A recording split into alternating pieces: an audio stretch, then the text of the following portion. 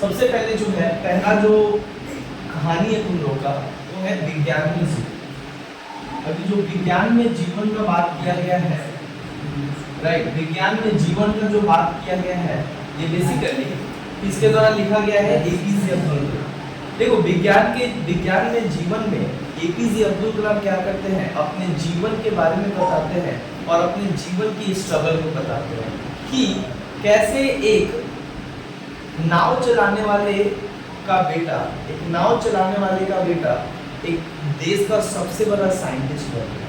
एक साइंटिस्ट ही नहीं बनता है, एक भारत का प्रथम नागरिक बनता है, राष्ट्रपति। मतलब एक ऐसा जर्नी, लोग कहते हैं ना कि अपने जीवन में, मेरे जीवन में बहुत ज़्यादा स्ट्रगल है, मेरे जीवन में बहुत ज़्यादा संघर्ष है, लेकिन आज एपीजे अब्दुल कलाम के अगर जीवन को अगर तुम अच्छे से समझो तो इसके बाद तुमको ये बात तो क्लियर हो जाएगा कि जीवन में संघर्ष बोलो कि जो है संघर्ष होता है, लेकिन संघर्ष कभी भी तुम्हारे सपनों का रुकावट नहीं बनता। अगर तुम चाहते हो और सच्चे दिल से चाहते हो कि तुम क्या करो, अपने जीवन में सफल और अपना ड्रीम को पाना चाहते हो, तो तुमको इस संसार में कोई तुमको रोक नहीं सकता।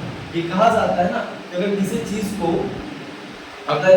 को क्या करो, जान से अगर तुम चाहते हो किसी चीज को और उसको पाना चाहते हो, तो पूरा का पूरा जो संसार है और पूरा का पूरा जो दुनिया है उसको मिलाने के लिए क्या होता है, काम करता है। उसी तरीके से एपीजे अब्दुल कलाम का जीवन को पढ़ोगे तो उनको समझ में आएगा, उनको एपीजे अब्दुल कलाम के जीवन में कितना ज्यादा संघर्ष आया, लेकिन कभी भी उन्होंने संघर्षों से कभी भी गिव अप नहीं किया।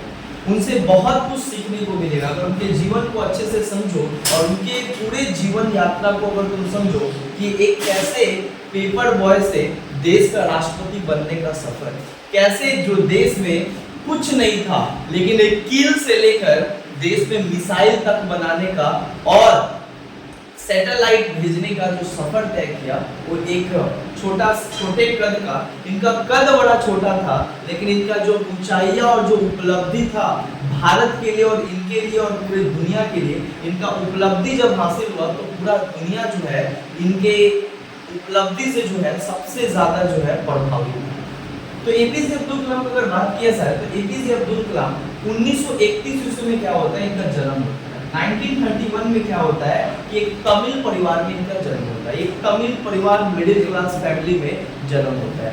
उस समय इनका जन्म जो है, आज का स्टेट का नाम है तमिलनाडु, लेकिन पहले उस स्टेट को कहा जाता था मद्रास।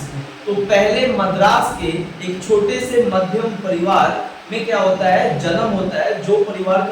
जिस परिवार में इनका जन्म होता है उस परिवार को कहा जाता था तमिल परिवार, क्योंकि इनका मुख्य भाषा क्या था, तमिल था। इसलिए कहा जाता था कि एपीजे अब्दुल कलाम बेसिकली इनका जन्म जो है एक मध्यम परिवार मद्रास के एक छोटे से गांव में होता है, जिस गांव का नाम था रामेश्वरम। मतलब एक रामेश्वरम आइलैंड था जहां पे बेसिकली एपीजे अब्दुल कलाम का क्या होता है, जन्म होता है। और इनका नाम के बारे में अगर बात किया जाए तो एपीजे अब्दुल कलाम, ये जो एपीजे अब्दुल कलाम का जो हम लोग बात करते हैं, एपीजे अब्दुल कलाम का नाम में भी जो है अपने आप में एक इतिहास छुपा हुआ है। एपीजे अब्दुल कलाम का अगर पूरा नाम बताए तो ए का मतलब जो होता है, ए का मतलब होता है अबुल। ए का मतलब क्या होता है, अबुल। पी का मतलब क्या होता है, पी का मतलब होता है पाकी। जे का मतलब होता है जैनुलब्दीन, और ये हो गया अब्दुल कलाम। इनका पूरा नाम था अबुल पाकी जैनुलब्दीन अब्दुल कलाम। मतलब अगर देखा जाए तो एपीजे अब्दुल कलाम का पूरा नाम जो था वो बेसिकली एपीजे अब्दुल कलाम का मतलब क्या होता है, ए का मतलब होता है अबुल, पी का मतलब होता है फकीर, जे का मतलब होता है जैनुलब्दीन और अब्दुल कलाम। ये पूरा का पूरा जो है एपीजे अब्दुल कलाम का नाम था। बट इस नाम का क्या है, कुछ मतलब है। ये जो ए है, ए का अबुल, ये बेसिकली क्या ग्रेट ग्रैंडफादर थे, मतलब परदादा थे, राइट। जो फकीर थे वो इनके बेसिकली क्या थे, ग्रैंडफादर थे, मतलब इनके दादाजी थे। और जो जैनुलब्दीन थे वो बेसिकली क्या थे, इनके पिता थे, राइट, इनके फादर थे। और ये अबुल कलाम, ये पूरा मिला दो तो अब नाम आता है एपीजे अब्दुल कलाम। तो ये बेसिकली क्या है, बहुत लंबा चौड़ा नाम, जो मद्रास का एक क्या था, संस्कृति था। वहाँ के जितने भी लोग हैं उन लोग का लंबा चौड़ा नाम होता है। इसीलिए देखोगे वहाँ पे तिरुवनंतपुरम, मतलब बगल में बहुत बड़ा, मतलब स्टेट का नाम देखो, किसी चीज का भी नाम देखोगे तो बड़ा बड़ा होता है, क्योंकि उन लोग का एक संस्कृति है। तो बेसिकली एपीजे अब्दुल कलाम का जो जन्म है 1931 ईस्वी में जो है एक मिडिल क्लास फैमिली में इनका जन्म होता है और एक तमिल परिवार में जन्म होता है। और इनका पिता का नाम था जैनुलबुद्दीन। इनके पिता का नाम क्या था, फादर का नाम क्या था, जैनुलबुद्दीन, और मदर का नाम क्या था, आसियामा। क्या नाम था, आसियामा। बेसिकली इनके माँ का नाम आसियामा था और इनके पिता का नाम जैनुलबुद्दीन थे। पिता जो थे वो पेशे से क्या थे, एक नाविक थे। एक नाविक कहने का मतलब होता है एक बोट ऑनर थे, जो क्या करते थे, ये जहां पे रहते थे उस जगह का नाम था रामेश्वरम। रामेश्वरम नगर मतलब रामेश्वरम शहर और द्वीप में क्या करते थे, रहते थे। और रामेश्वरम जो शहर था वो बहुत ज्यादा फेमस था, किस लिए, शिव टेम्पल के लिए, शिवा टेम्पल के लिए। मतलब शिव जी का वहां पे बहुत बड़ा मंदिर था, जो दुनिया के सारे लोग और भारत के सारे लोग आते थे इस जगह पे शिव मंदिर का दर्शन करने के लिए। और इसी दर्शन में जो है बहुत सारे यात्री आते थे। और इनके जो जैनुलबुद्दीन है वो क्या करते थे, मंदिर जो इस पार है उसके लिए जो है एक गंगा मतलब एक तरीके का तुम्हारा नदी हुआ करता था, उस नदी को क्या करते थे, बोट से पार करके पर्यटक को मंदिर तक पहुंचाते थे और फिर वहां से यहाँ पर ले आते थे। यही काम किया करते थे जैनुलबुद्दीन मतलब एपीजे अब्दुल कलाम का पिता। मतलब इतना एक गरीब परिवार में जन्म हुआ एक बालक, जो बेसिकली इनका ये अपने माँ बाप के 8वें संतान थे। और एक और बात कि एपीजे अब्दुल कलाम एक जॉइंट फैमिली में रहा करते थे, जहाँ पे लगभग 20 से 22 जो है इनके खानदान में लोग हुआ करते थे। बट कमाने वाला जो था वो 1 से 2 था। तो बहुत ज्यादा उस समय क्या था, गरीबी में जो है ये रहा करते थे। लेकिन गरीब होने के बाद भी जो है अपने सपना को जो है हमेशा अपने से ज्यादा बड़ा सपना जो है देखना चाहिए। और ये एपीजे अब्दुल कलाम के जीवन में ऐसा होता है। उन्होंने कभी भी अपने सपना को जो है कभी भी अपने गरीबी और अपने घर गृहस्थी को देखकर उन्होंने कभी अपने सपना को निर्धारित नहीं किया, बल्कि वो हमेशा जो सपना वो देखते थे, इसीलिए वो कहते थे खुले आंखों से सपना देखना चाहिए, बंद आंखें से तो पूरा संसार सपना देखता है। जो इंसान खुले आंखों से सपना देखता है वो उसको पाने के लिए क्या करता है, मेहनत करता है और पाने के लिए कोशिश करता है और उसको क्या करता है, अचीव कर पाता है। तो एपीजे अब्दुल कलाम का जीवन अगर देखा जाए, इनका शुरुआती दौर में अगर देखा जाए तो बेसिकली इनके पिता जो थे वो बेसिकली एक नाविक थे, नाव चलाते थे।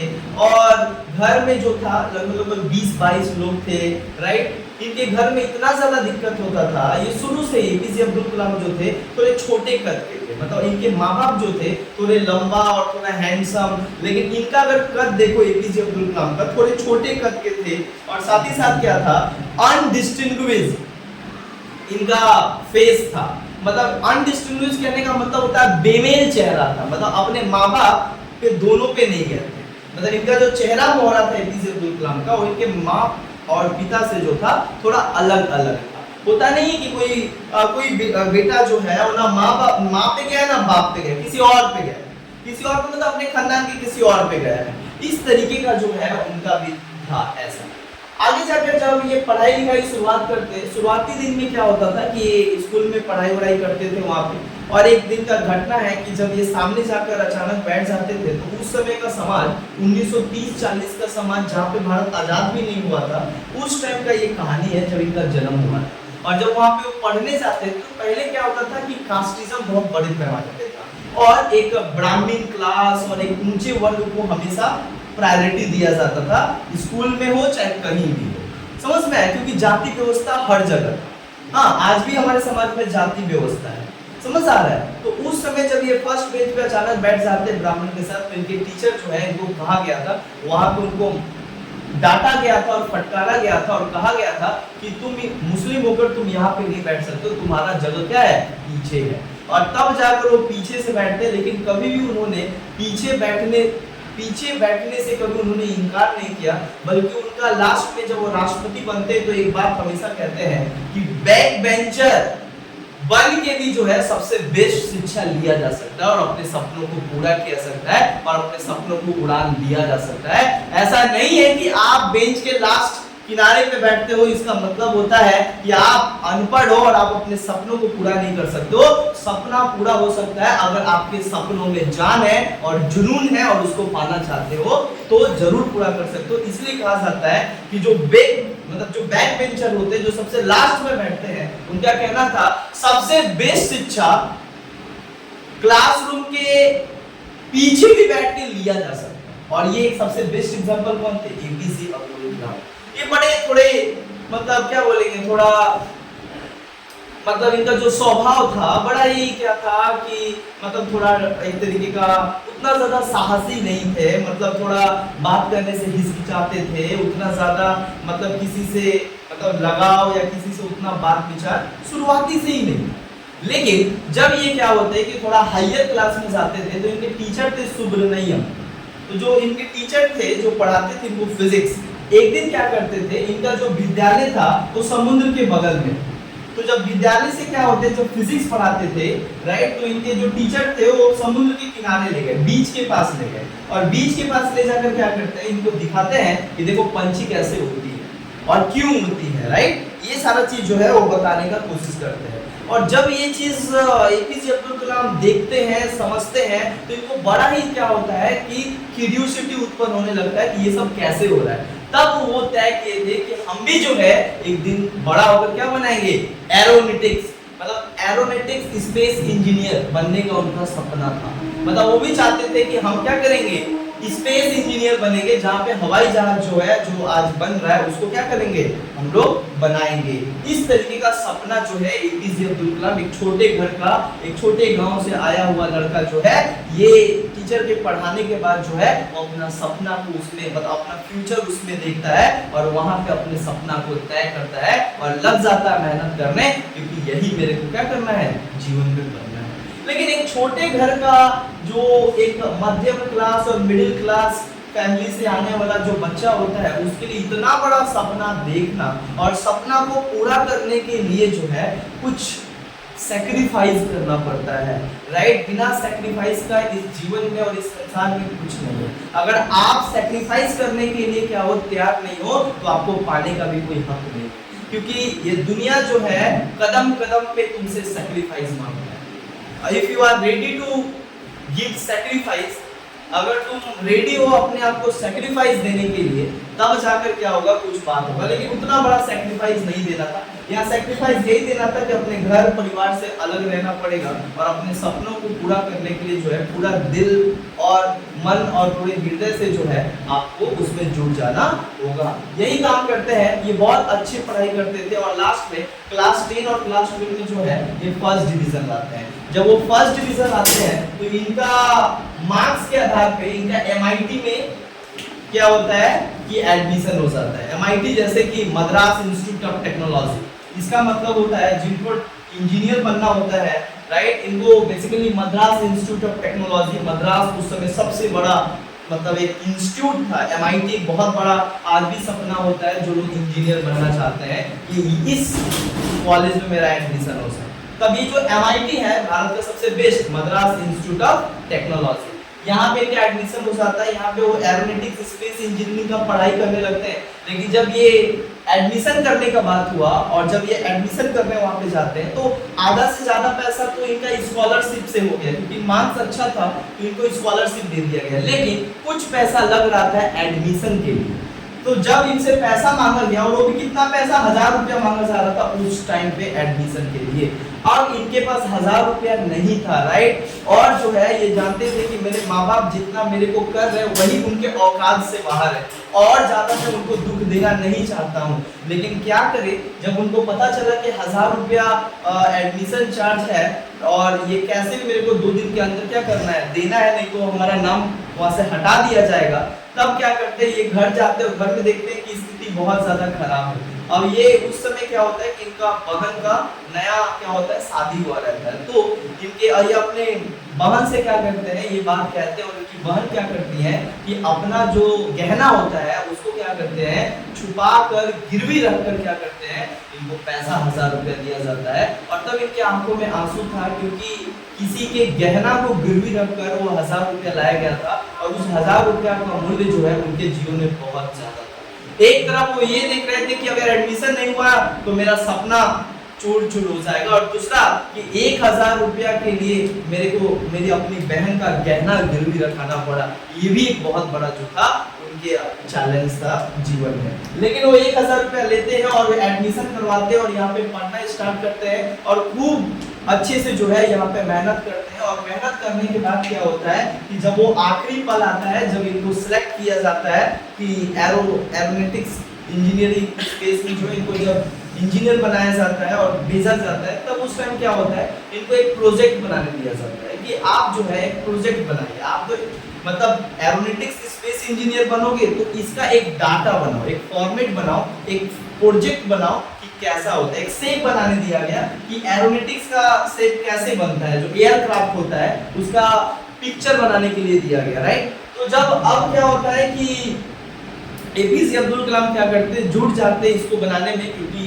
प्रोफेसर के द्वारा कहा गया था कि आप ये बनाओ, तभी हम जो है इसके आधार पे हम सिलेक्ट करेंगे। एग्जीबिशन हो रहा था वहाँ पे, तो जब वो बनाते हैं तो और ले जाकर दिखाते हैं अपने प्रोफेसर को, तो प्रोफेसर क्या करते हैं, उसको देखकर बहुत ज्यादा क्या करते हैं, उनको डांटते हैं और बोलते हैं यही तुम इंजीनियर बनेगा।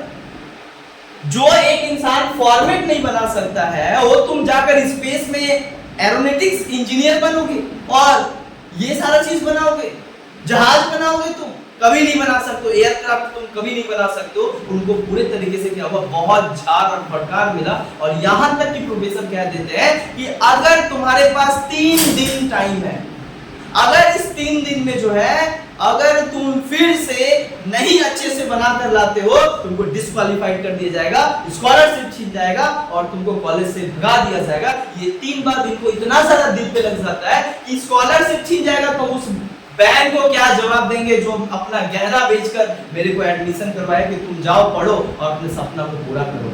ये चीज जब क्या होता है कि वो जानते हैं तो उनके आंखों से आंसू हो जाते हैं और वो क्या करते हैं कि झुक जाते हैं प्रोफेसर के सामने और बोलते मेरे को एक मौका दीजिए सर, मैं इस बार जो है इसको बनाकर दिखाऊंगा। वो बिना खाए बिना पिए क्या करते हैं, 72 घंटा काम करते हैं, 72 घंटा प्रोजेक्ट पे काम करते हैं और उसके बाद क्या करते हैं, उस प्रोजेक्ट को बनाते हैं और बनाकर फिर 3 दिन के बाद दिखाने आते हैं।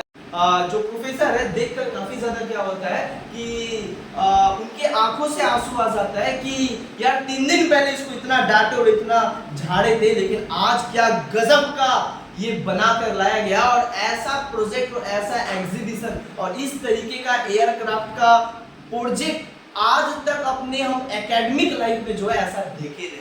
और वही व्यक्ति को, जो व्यक्ति को प्रोफेसर डांटे फटकारे, उसके बाद उनको सम्मान दिया गया और उनको एक्सेप्ट किया गया और उनके प्रोजेक्ट को उनको सिलेक्ट किया गया और तब जाकर क्या होता है, उनका पढ़ाई वहां से कंप्लीट होता है, एरोनॉटिक इंजीनियर बन जाते हैं। लास्ट में क्या होता है कि 2 फॉर्म आता है, एक आता है फॉर्म डीआरडीओ से और एक आता है एयरफोर्स से। लेकिन बात सही था कि इनको जाना कहाँ था, इनको जाना था तो एरोनॉटिक्स में, एयरफोर्स में जाना था। तब क्या होता है कि जब एयरफोर्स का जो मतलब ये था तुम्हारा एयरफोर्स का जो इंटरव्यू था वो बेसिकली क्या था, देहरादून में था एंड देन उसके बाद जो है डीआरडीओ का था वो था दिल्ली में। अब क्या होता है, ये पहले देहरादून जाते हैं एरोनॉटिक्स का इंटरव्यू देने, पहले तो इंटरव्यू होता था, अब ये अपना सब चीज लेकर जाते हैं। इंटरव्यू सीट था 9 और 9 सीट में ये जाकर क्या करते हैं, इंटरव्यू देते हैं, इनसे इंटरव्यू लिया जाता है और क्या करते हैं, ये अपना परफेक्ट इंटरव्यू देते हैं। लेकिन इनका रैंक आता है कितना, 10, लेकिन सीट कितना था, केवल 9 रैंक आता है और इनका सीट कितना था, मतलब सीट कितना था एयरफोर्स में, मात्र 8। ये 1 मार्क्स के लिए और 1 रैंक के लिए जो है छट जाते हैं। मतलब जो इनका सपना था कि हम इधर जाएंगे और वो एग्जाम भी देते हैं, इंटरव्यू भी देते हैं, लेकिन सिलेक्ट नहीं हो पाते हैं, ये आंख से पूरा भर जाते हैं और पूरे तरीके से मतलब क्या बोलेंगे, मतलब डीमोटिवेट हो जाते हैं, डिप्रेस्ड हो जाते हैं और अपने आप को कोसने लगते हैं कि कहाँ गलती हुआ, जिसके कारण मेरे को जो चीज चाहिए होता है वो मेरे हाथ से चला गया, राइट। बाद में क्या होता है, कहा जाता है कि वहां के बगल एक स्टेशन पे एक ऋषि मुनि से बात करते हैं और जाते हैं वहां पे और वो ऋषि मुनि क्या करता है, उनको गीता और कुरान का उपदेश देता है और उनको ज्ञान देता है कि जीवन में जो कुछ भी होता है वो भले के लिए होता है। अगर तुम्हारा सपना ही यही है तो किसी ना किसी तरीके से ये तुमको सपना क्या हो जाएगा, तुमको प्राप्त हो जाएगा। लेकिन तुम जो है विश्वास जो है नहीं हारो, क्योंकि मन के हारे हार और मन के जीते जी। ये चीज जो है बड़ा इनको कनेक्ट करता था, और तब जाकर क्या होता है, बड़ा डीमोटिवेट थे, और फिर भी इनके साधु से और ऋषि मुनि से मिलने के बाद जो इनको थोड़ा सहानुभूति मिला, एक तरीके का साहस मिला, जो अपने आप को खो चुके थे, राइट। बाद में क्या करते, बोलते चलो जा रहे डीआरडीओ के एग्जाम, उधर ही दिल्ली था, बोलते डीआरडीओ के एग्जाम दे देंगे। जब डीआरडीओ में गया तो इनका रैंक पहला, और डीआरडीओ में सिलेक्ट हो गए, तो फिर उनका देखना था कि बट डीआरडीओ में जाना नहीं था उनको, लेकिन वो दिए एग्जाम में सिलेक्ट हो गया। फिर उनको पता चला घर में बहुत ज्यादा फाइनेंशियली दिक्कत है, राइट। अगर ये भी जॉब को अगर हम छोड़ दे तो फिर और ज्यादा हमारे ऊपर जो है परेशानी आ जाएगा। लेकिन ये डीआरडीओ में क्या करते हैं, चले जाते हैं और वहां बेसिकली काम करने लगते हैं। कुछ ही दिनों के बाद जो है डीआरडीओ में उनका कद बढ़ जाता है, और डायरेक्टर के साथ काम करने लगते हैं, जो डीआरडीओ का डायरेक्टर था उसके साथ काम करने लगते हैं, और मिलकर एक स्पेस प्रोजेक्ट पे काम करने लगते हैं, जो आगे जाकर कहलाता है इसरो। ये जो इसरो आज बना है, इंडियन स्पेस रिसर्च ऑर्गेनाइजेशन, ये पहले एक चौबाल था। चौबाल कहने का मतलब होता है एक दलान था। दलान कहने का मतलब होता है कि जहाँ पे गाय ओए रखा जाता था, उस तरह का एक दलान था। ये आकर इनके नेतृत्व में, एपीजे अब्दुल कलाम के नेतृत्व में जो है वो साइकिल से सब कुछ ले आते थे, सारा मतलब जो एयरक्राफ्ट होता था उसका पार्ट होता था, साइकिल पे लोड करके ले आते थे, और उसके बाद उसको पेचकस से कसते थे, और कुछ हो जाता था तो उसको साटते थे। मतलब भारत का तुम इसे सोच सकते हो कि कितना भारत साइंस और टेक्नोलॉजी में पीछे था, राइट। जहाँ पे भारत को कोई साइंस और टेक्नोलॉजी का कोई बड़ा ऑर्गेनाइजेशन नहीं था, उतना मॉडर्न टेक्नोलॉजी नहीं था, लेकिन ये व्यक्ति उस टाइम पे काम किया जिस टाइम पे भारत में सुई तक नहीं था। इन्होंने सुई से लेके आज चंद्रयान 2, 3 भेजा जा रहा है, और भारत आज स्पेस में दुनिया का सबसे बेहतरीन देश है। हाँ, एक समय था भारत उसमें भीख मांगता था कि मेरा स्पेस छोड़ दो, मेरा सैटेलाइट छोड़ दो। आज एक समय है जहाँ पे दुनिया के सारे देश भीख मांगते हैं और कहते हैं कि भारत तुम भेज दो, क्योंकि तुम बहुत कम पैसा में भेज देते हो। कितना भारत का जो है मतलब चीफ स्पेस सिस्टम हो गया, जहाँ पे कम पैसा में तुम्हारे सैटेलाइट को जो है भेजा जा सकता है, और आज एक एक करके हम लोग भेज रहे हैं। लेकिन ये सब कुछ नहीं था भारत, जिस व्यक्ति ने आकर बनाया, राइट, उस व्यक्ति का नाम था एपीजे अब्दुल कलाम, और वो उन्होंने इसरो का नींव रखा, उसी दलान को साफ करके ये करके उसको जो है एक ऑर्गेनाइजेशन बना, और आज एक मंजिला दिखता है जिसको हम कहते हैं ISRO, Indian Space Research Organisation, Bharat का स्पेस ऑर्गेनाइजेशन, और इसका उन्होंने नींव रखे। साथ ही साथ क्या होता है, इसी टाइम पे जब ये काम कर रहे थे, राइट, जब ये भारत में उसमें डिमांड था, उस समय हमारे प्रधानमंत्री बेसिकली इंदिरा गांधी का कहना था कि हमें जो है मिसाइल चाहिए, हमें जो है सैटेलाइट लॉन्च करना है, हमें सैटेलाइट स्पेस मतलब सैटेलाइट बनाना पड़ेगा, क्योंकि उस समय जो है बेसिकली स्काई वॉर स्टार्ट हो जाता है। स्काई वॉर कहने का मतलब होता है अंतरिक्ष में जाने का, कौन ज्यादा अपना सैटेलाइट को अंतरिक्ष में भेज सकता है। जो अंतरिक्ष को जीत जाएगा वो पूरा दुनिया को जीत जाएगा, जो जिसका ज्यादा कंट्रोल अंतरिक्ष पे होगा वो उसका सबसे ज्यादा कंट्रोल टेक्नोलॉजी और साइंस पे होगा।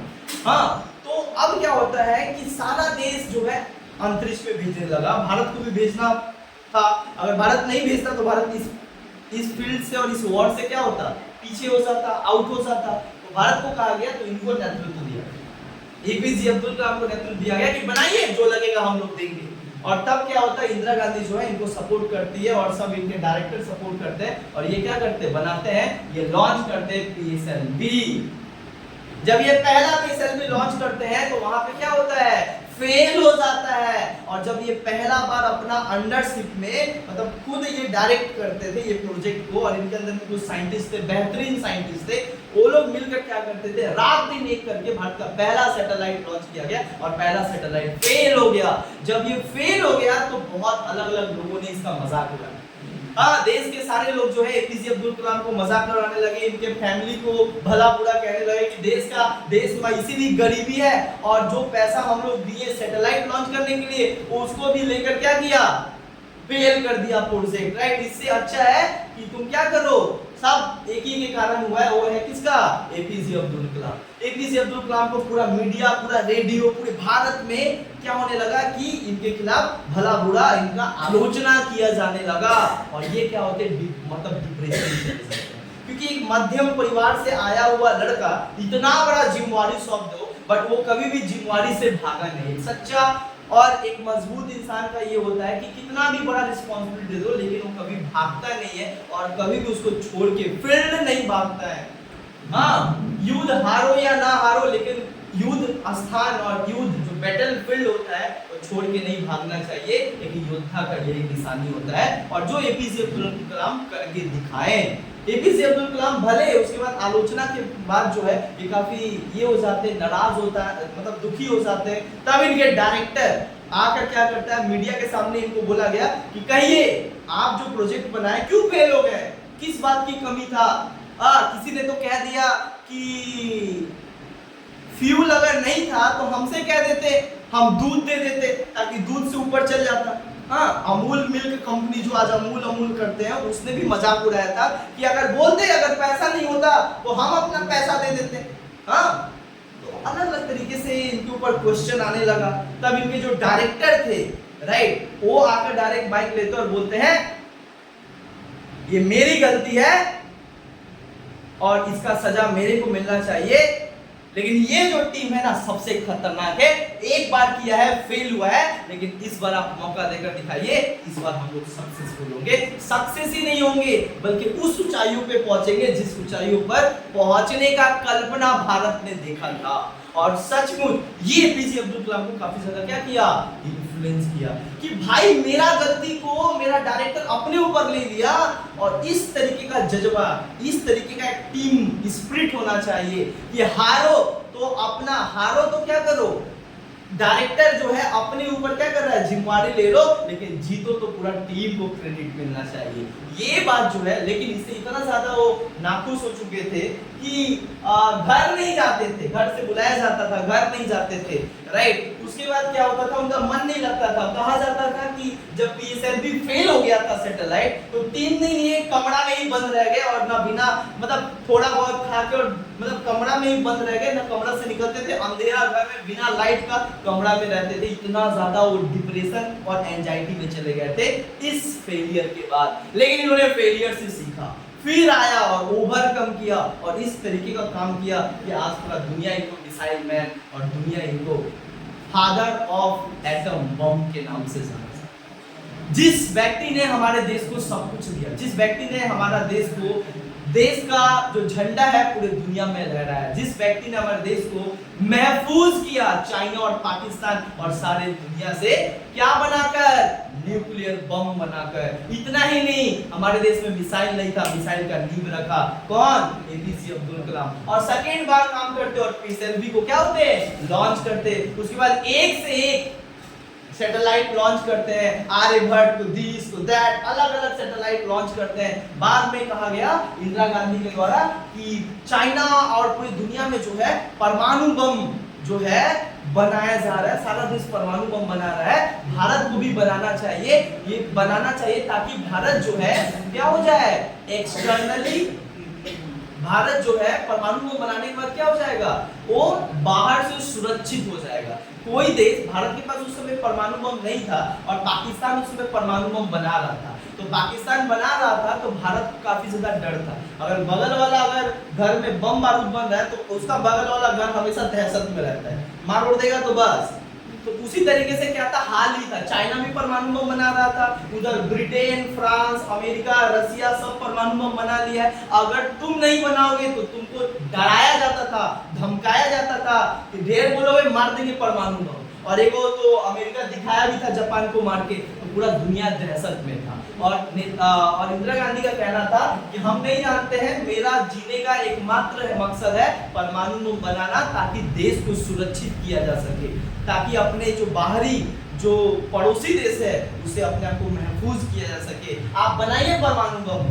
फिर किसके अंडर में मिलता है, एपीजे अब्दुल कलाम। एपीजे अब्दुल कलाम क्या करते हैं, मेहनत करते हैं और क्या करते हैं, 1974 में परमाणु बम बनाते हैं। लेकिन परमाणु बम जो है उसमें 1974 में भारत का पहला परमाणु टेस्ट किया गया था, लेकिन ये अनसक्सेसफुल रहा। अनसक्सेसफुल क्यों रहा, क्योंकि यूरेनियम हमारे पास उतना पैमाने में नहीं था जितना कि हमें चाहिए।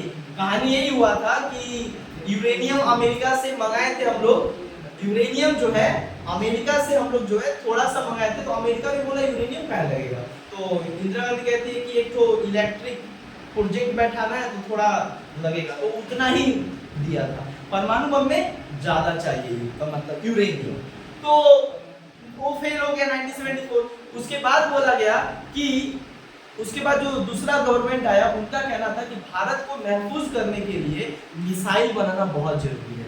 तब क्या किया गया, एपीजे अब्दुल कलाम को बोला गया आप मिसाइल बनाइए, क्योंकि डीआरडीओ में थे, आप मिसाइल बनाइए।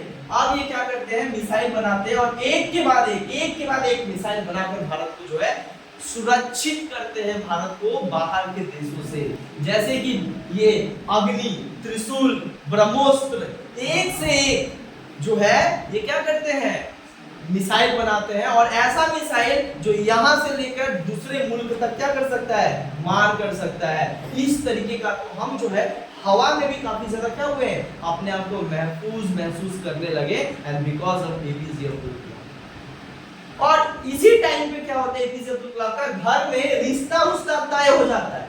हाँ, शादी उदी का यहीं पे है, और इनका पापा और इनके माँ जो है रिश्ता तय कर देते हैं कि शादी होगा, और बोल दिया जाता है कि देख तू काम कर लेकिन इस दिन आ जाना शादी करने। ये इतना ना मगन हो गया है मिसाइल बनाने में, शादी का डेट भूल गए। हाँ, शादी का डेट भूल गए, बारात आया, मतलब बारात को जाना था, बारात गया ही नहीं लड़की के द्वार पे। लड़की वाला गरम ऐसे होता है ना का, हाँ बोल के, और बाराते नहीं आया, बोला लड़का आएगा तब ना बारात सजाएंगे, लड़के तो नहीं आया। एपीजे अब्दुल कलाम इतना ज्यादा बिजी हो गए थे और मगन हो गए थे इस मिसाइल के कामों में, क्योंकि उनका कहना था देश से बेहतर और भारत माँ से बेहतर कोई भी जो है रिश्ता नहीं है इस संसार में। एक माँ हो जो मुझको जन्म दी, और दूसरा माँ हो जिसका मैं सेवा कर रहा हूँ, ये दो सबसे इम्पोर्टेंट है, पटा हुआ है। और ये क्या करते हैं, मिसाइल का काम करते हैं। लास्ट में क्या होता है कि 1998 में जो है सरकार चेंज होता है और प्रधानमंत्री बनते हैं अटल बिहारी वाजपेयी। अटल बिहारी वाजपेयी खतरनाक इंसान, उनका भी कोई नहीं था, एपीजे अब्दुल कलाम का भी कोई नहीं था। तो अब क्या होता है कि दोनों इंसान जो है एपीजे अब्दुल कलाम से प्रभावित थे। अटल बिहारी वाजपेयी बोले आप डिफेंस मिनिस्टर बन जाइए, आप होम मिनिस्टर बन जाइए। ये बोलते काहे महाराज हमको पॉलिटिक्स में ला रहे हो, हम तो ऐसे साइंटिस्ट इंसान ठीक है, देश के लिए काम कर रहे हैं, काहे मेरे को पॉलिटिक्स में ला रहे हो, मेरे बस का पॉलिटिक्स ना है। हाँ, लेकिन एपीजे अटल बिहारी वाजपेयी कहते थे चाहे मेरा सरकार रहे चाहे ना रहे, ये देश रहना चाहिए, और इस देश को रहने के लिए हमें परमाणु बम चाहिए, आप बनाइए, चाहे इसके लिए मेरे को सरकार मेरा गिर भी क्यों ना जाए, हमें फर्क नहीं है, हमें फर्क है कि हमारा देश महफूज होना चाहिए दुश्मनों से। तब वो क्या करते हैं 1998 में फिर इनके लीडरशिप में जो है एपीजे अब्दुल कलाम का सेकेंड टाइम परमाणु बम बनाते हैं, और इस बार हम बना लेते हैं। इस बार जब बना लेते हैं तो बोला गया पोखरण 2 इसका नाम दिया गया। क्या नाम दिया गया, पोखरण 2।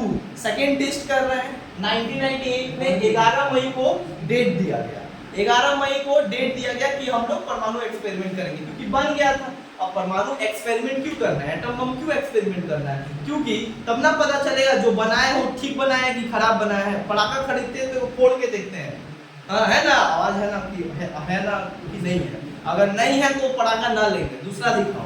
सेम उसी तरीके से है, परमाणु बम बनाने का मकसद भारत का ये नहीं था कि दूसरे देश को मारना, बल्कि परमाणु बम बना लेने से दूसरा देश ही समझ जाएगा एकरा पास परमाणु बम है। अगर परमाणु बम का धमकी देते हैं तो ये भी बोलेगा हमारा पास थोड़ी छोटा मोटा का दीपावली के लिए थोड़ी रखे पड़ाका ठोक, हमारा पास भी परमाणु बम है, तो वो तुम मारोगे हमारे ऊपर तो हम भी मारेंगे तुम्हारे ऊपर, इससे पूरा दोनों का दोनों मुल्क खत्म हो जाएगा। तो परमाणु बम बना लेने का मतलब होता है अपने आप को महफूज कर लेना, समझ आया। तो 11 मई को एक्सपेरिमेंट करते हैं। अटल बिहारी वाजपेयी बोलते हैं एपीजे अब्दुल कलाम को महाराज बन गया होता, हाँ बन गया, तो बोलते काहे रुके हैं, फोड़िए। तो क्या होता है, पहला हम क्या करते हैं राजस्थान के पोखरण नामक जगह में क्या करते हैं, तोड़ते हैं जमीन के अंदर घुसाकर। अब क्या है, अमेरिका अपना सैटेलाइट छोड़ दिया था, क्योंकि 1974 में जो पहला बार एक्सपेरिमेंट किए थे पकड़ लिया था कि पक्का कि जो परमाणु बम ही बना रहा था। तो उसके बाद क्या किया था, भारत के सैटेलाइट छोड़ दिया जो 40 मिनट के बाद आता था जाता था, आता था, एक हो जाता था 40 मिनट का, फिर आता था 40 मिनट वाला, मतलब निगरानी रखता था। तो भारत क्या किया, हेवी इंसान एपीजे अब्दुल कलाम, ये क्या किया, सारे साइंटिस्ट को इंडियन आर्मी का ड्रेस पहना अब बोलता है जमीन के अंदर काम करो, सबको यहाँ से हटा दी उस एरिया से, बोले जा जाओ जाओ जाओ यहाँ से, बहुत खतरनाक भूकंप आने वाला है, चक्रवात आने वाला है, सब अपना पेटी बांध लेना, नहीं तो उड़ जाओगे, घर से बाहर कोई मत निकलना। ऐसा बता दिया गया। अटल बिहारी वाजपेयी पूरा इंटरनेशनल मीडिया में आकर कह दिए ये सारा। अब क्या होता है, यही बात जो है पूरा फैला देते हैं और जाकर क्या आते हैं, पहला एक्सपेरिमेंट करते हैं। जब पहला एक्सपेरिमेंट करते हैं और वहाँ पे घर और बंकर वंकर बनाया गया था, ये तो पूरा उड़ गया, तो सक्सेसफुल हो गया। तो एपीजे अब्दुल कलाम को कॉल करके बोले महाराज सक्सेसफुल हो गया, तो बोलते एपीजे अब्दुल कलाम मजा नहीं है, और मानिए ना, तो एक और क्या होता है, फोड़ देते हैं, तो दो हो गया। एपीजे अब्दुल कलाम बोलते हैं कि महाराज अभी तक अमेरिका कुछ कहा नहीं, बोलता पता चलेगा तभी ना कहेगा, हाँ हम तो पढ़ा दिए उसको। हाँ, तो एपीजे अब्दुल कलाम को अटल बिहारी वाजपेयी बोलते हैं महाराज हम लोग परमाणु बम बनाए क्या कर लिए, मारने के लिए, और 4-5 को फोड़ दीजिए, और 3 को फोड़ दिए, माँ एकदम 5 को फोड़ दिए। पाकिस्तान का धरती इधर से हिलने लगा, क्योंकि राजस्थान के बगल में ना पाकिस्तान, पोखरा समझ में आ गया। हाँ, नासा में पूरा एकदम धुआं धुआं हो गया, पूरा सैटेलाइट में दिखाई दे रहा है कि पूरा धुआं धुआं हो गया। नासा वाला कहता है कुछ तो गड़बड़ है वहाँ पे। हाँ, अपना डायरेक्ट राष्ट्रपति को कहता है, वहाँ का प्रेसिडेंट को, अमेरिका का प्रेसिडेंट को कहता है, नासा अमेरिका का स्पेस एजेंसी है, जैसे इसरो भारत का है, वो डायरेक्ट उसको कहता है ए महाराज वहाँ पे क्या हुआ, वो कहता है पागल हो लेना का, जोड़ों को नहीं पड़ता, तो साइक्लोन आया है, भूकंप आया है, इसलिए उड़ रहा है, हवा आया है, बवंडर आया, बवंडर। हाँ, तो बेसिकली क्या होता है कि मार उसको लग रहा है बवंडर आया है, तब तक पाकिस्तान यहाँ से बता देता है कॉल करके बवंडर ना आया है, मार दिया परमाणु बम, तुम लोग बवंडरे सोचो। हाँ, ओकरा बाद क्या हुआ है, मार दिया इस तरीके से। हाँ, बाकी आप अमेरिका जो को पता चलता है वो आंख बबूला, साला हमको उल्लू पढ़ा दिया, नाक के नीचे से लेके चला गया, पता नहीं चला। बोलता ठीक है पढ़ा दिया तो क्या हुआ, अब तो पता चल गया ना। अब यहाँ पे डायरेक्ट बोलता है कि अमेरिका क्या हुआ था, बहुत सारा कानून बनाया हुआ था, जैसे कि NPT, nuclear proliferation treaty, CTBT, मतलब कहा गया था कि परमाणु बम बनाने के लिए अगर आप किसी से कोई इंफॉर्मेशन भी लेते हो तो ये क्या है, क्राइम। तो भारत को बोला, आखिर अमेरिका बोलता है हम नहीं मानते तुम्हारे पास परमाणु बम है, अमेरिका बोलता हम नहीं मानेंगे कि तुम्हारे पास परमाणु बम है। तो अटल बिहारी वाजपेयी बोलते जो हमारे पास है उसको दिखाने की जरूरत थोड़ी, अब बोलो तो और फोड़ देते, बोलो फोड़े, तो बोलता आप फोड़ोगे तो समझ जाना, अब तो आंख के सामने फोड़ोगे आंख निकाल लेंगे। तो क्या होता है, एनपीटी सीटीबीटी ये सारा लॉ है, इसमें कहा गया था कि भैया ना तुम हवा में फोड़ सकते हो, ना पानी में फोड़ सकते हो, और ना जमीन पे फोड़ सकते हो, ना एयर में तुम एक्सपेरिमेंट कर सकते हो, ना वाटर में कर सकते हो, ना लैंड पे कर सकते हो। तो भारत बोलता हम तो जमीन के अंदर फोड़े, कहाँ लिखा है जमीन के अंदर फोड़ना पाप, लिखा है तू तो बोला लैंड पे नहीं फोड़, हम तो जमीन के अंदर फोड़े। हाँ, फिर बोलता ठीक है, बनाया कौन, किसी से तू तो लिया होगा, पाकिस्तान या चाइना से टेक्नोलॉजी खरीदा होगा कि ऐसे ऐसे बनाया जाता है, एपीजे अब्दुल कलाम को आगे कर देते। तो ठीक है ये सब तो बच गए।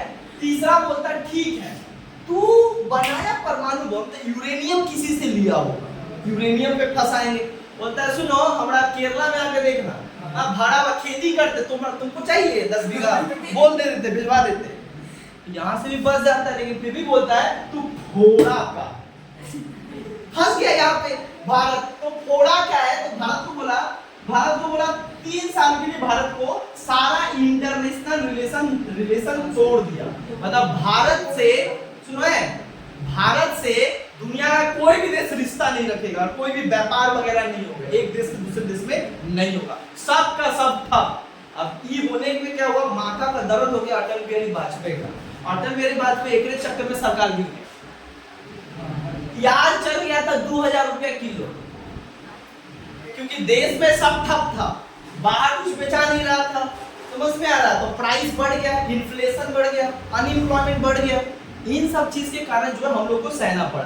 लेकिन हम लोग को तो बचा लिया, दुनिया में बहुत सारे हमारे वर्कर्स काम कर रहे हैं, मजदूर काम कर रहे हैं, उन लोगों को पता चला भारत में अमेरिका और इन लोग ऐसा लगा दिया है रूल, और इस तरीके का कन्वेंशन उसके ऊपर लगा दिया, इम्पोज कर दिया। सुनो तब क्या होता है, हम लोग बोलता है भाई भारत के ऊपर लगा दिया है।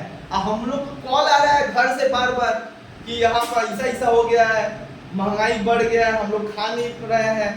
ये लोग सोचते सर तुम्हारा देश में आके मजदूरी करता है, अब तू हमारे देश के ऊपर तुम गाली गलौज करता है।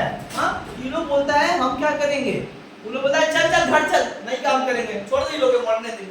अब क्या होता, सब आने लगा, तो इससे क्या हुआ, वहां का प्रोडक्शन गिर गया। तो बाद में हम तो अपना डिप्लोमेसी, हम अपना फॉरेन पॉलिसी और डिप्लोमेसी, उस समय के जो जसवंत सिंह थे उनका फॉरेन पॉलिसी बड़ा तगड़ा था। तो हम लोग जो 3 साल का मिला था, 1.5 साल में हम अपना क्या किए, हम अपना जो हमारे ऊपर जो इम्पोज किया गया था लॉ वगैरह कि हम किसी से व्यापार नहीं करेंगे, हम अपना क्या किए, खत्म कर दिए।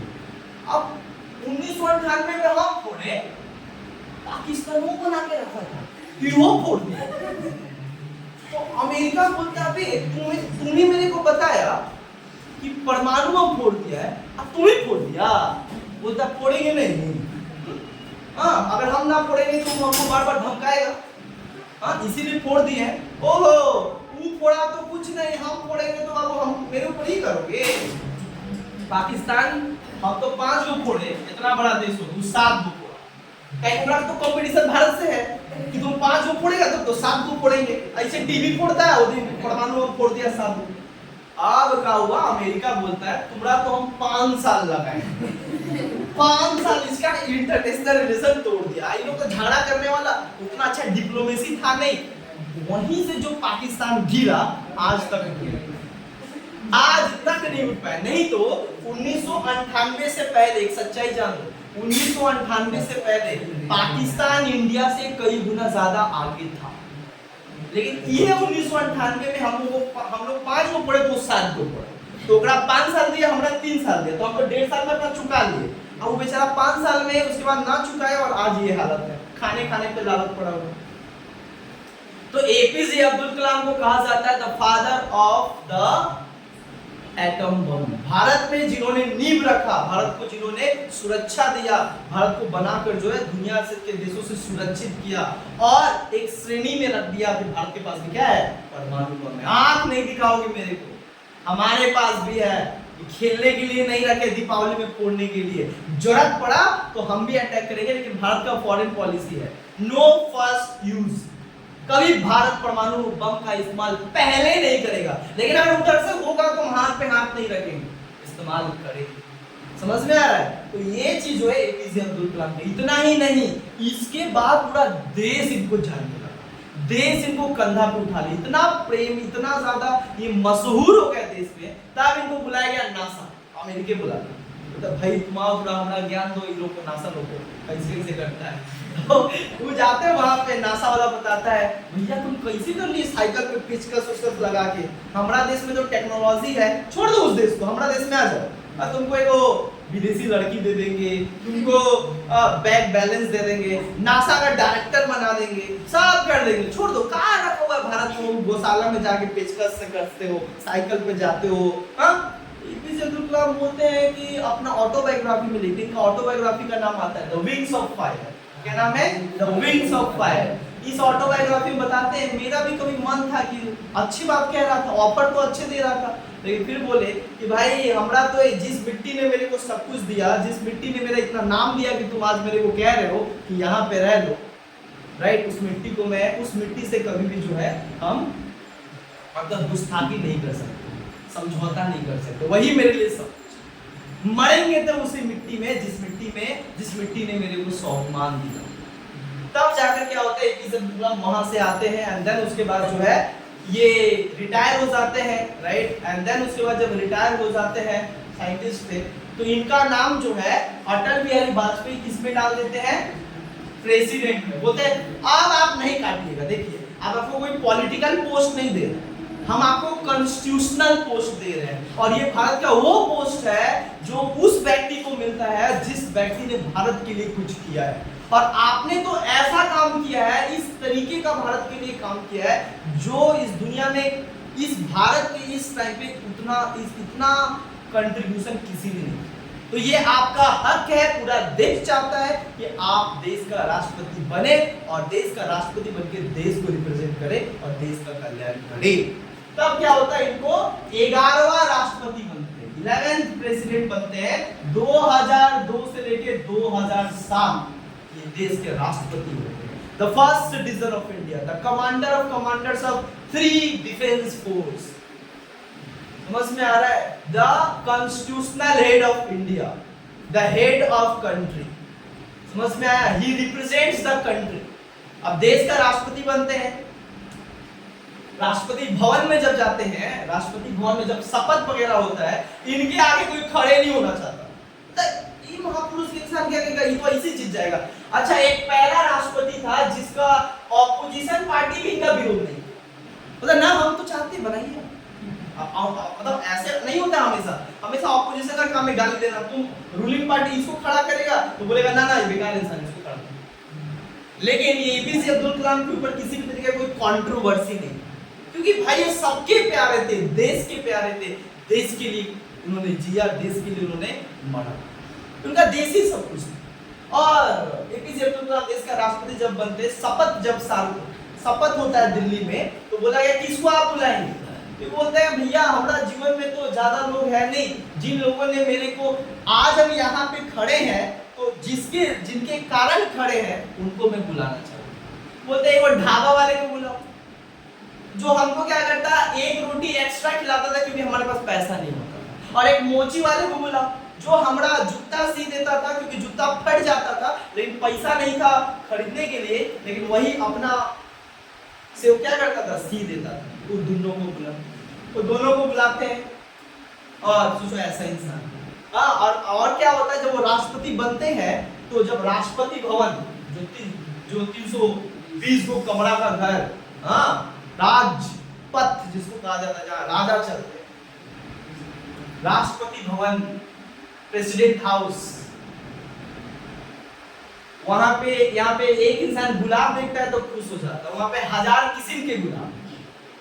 मुगल गार्डन, तो वहां पे जब जाते हैं तो सबका आज का राष्ट्रपति बनता है, कोई तो ट्रक लेके जाता है, ये दो अपना सूटकेस लेके गए थे, एक सूटकेस में उनका जूता और डीआरडीओ का कपड़ा वगैरह, और एक में 2500 बुक, एक वो बिना और कुछ अपना रखते थे, ये लेकर गए।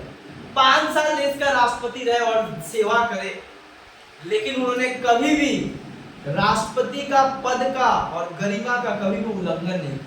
वो कभी भी राष्ट्रपति है, बहुत कुछ कर सकते, सब कुछ फ्री उनके लिए, लेकिन उन्होंने मतलब बेफुजूल का खर्चा उन्होंने कभी नहीं किया। इसीलिए एपीजे अब्दुल कलाम जो है ग्रेट है। एपीजे अब्दुल कलाम राष्ट्रपति रहते हुए उन्होंने कभी 2 बार छुट्टी ली, एक बार मां के मरने के समय और एक बार पिता के मरने के समय। समझ में आया? राष्ट्रपति ये बहुत एक ऐसे राष्ट्रपति थे, जेन्युइन प्रेसिडेंट, जो देश के लिए करते थे। राष्ट्रपति होने के बावजूद भी क्या करते थे, किसी सेरेमनी में जाते थे, सेरेमनी में मतलब ये करने के लिए, इनॉग्रेशन करने के लिए, तो वहां पे इनका ऊंचा बनाया जाता था, इनका चेयर सबसे अलग होता था। ये क्या करते थे, सबके नॉर्मल चेयर पे बैठ जाते थे, बोलते थे ऐसा कोई बात नहीं, मेरे को अलग थलग मत। वो राष्ट्रपति रहते हुए उन्होंने बहुत काम, तो इस तरीके से समझ सकते हो 11वां राष्ट्रपति थे भारत। बाद में जब रिटायर हुए तो बोला गया कि क्या करेंगे, तो मैं पढ़ाना पसंद करूंगा। तो ये लास्ट में क्या होता है, इनको मद्रास में भेजा गया एक स्कूल में पढ़ाने के लिए, वहां पे पढ़ाते थे। लास्ट में क्या होता है, 2015 में अचानक इनका हार्ट अटैक आया, एंड देन उसके बाद हमेशा के लिए हम मतलब इस दुनिया से तो चले गए, लेकिन आज भी भारत और दुनिया के बहुत सारे लोग के आज भी दिल में वो बसते हैं, राइट। और इन्हीं को कहा जाता है द मिसाइल मैन। वो एक ऐसा इंसान जिन्होंने भारत में मिसाइल का निर्माण, आज जो चंद्रयान भेज रहे हैं, जितना इंफ्रास्ट्रक्चर है, साइंटिफिक इंफ्रास्ट्रक्चर, सब इनके द्वारा ही बना है। So he was a great person, and he is always remembered in our heart as a great scientist, as a great citizen, as a great president, as a great student. तो इस तरीके से जो है वो इनका जीवन जो है, तो इनके जीवन से बहुत कुछ सीखने वाली चीज था। तो ये बेसिकली उनका पूरा जीवन का, और यही पूरा विज्ञान में जीवन जो चैप्टर है उसमें यही चीज जो है बताया गया, जो हम लोग नेक्स्ट क्लास जो है इसको पढ़ेंगे। समझ आया एपीजे अब्दुल कलाम की कहानी के बारे में? Thank you.